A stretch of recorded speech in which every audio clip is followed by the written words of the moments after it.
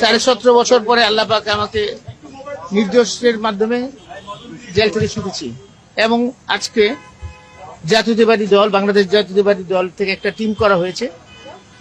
সেই টিমের মধ্যে আমি একজন, আমার সাথে সিনিয়র সেক্রেটারি আছেন কামরুজ্জামান সাহেব, রিমন সাহেব, তারপর হচ্ছে আরগুঞ্জেম মাহবুব সাহেব আছেন এবং আরেকজন আছেন আমাদের সাথে, তিনি আজকে আসতে পারেননি।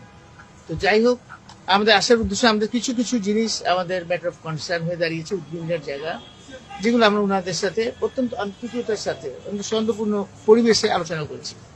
সেই সৌহার্দ্যপূর্ণ আলোচনার মধ্যে আমরা আসছি বিশেষ করে বর্তমান ইন্টারিম গভর্নমেন্ট, মাননীয় প্রধান উপদেষ্টা এবং বর্তমান সরকারকে সাহায্য করার জন্য। সেই সাহায্য হিসাবে যেগুলো কনসার্ন করে আমরা সেইগুলো আমরা ওনাদেরকে আমাদের ব্যক্ত করছি। অন্য একই জায়গায় একমত পোষণ করছেন, মোটামুটি খুব আলোচনা অত্যন্ত ফলপ্রসূ এবং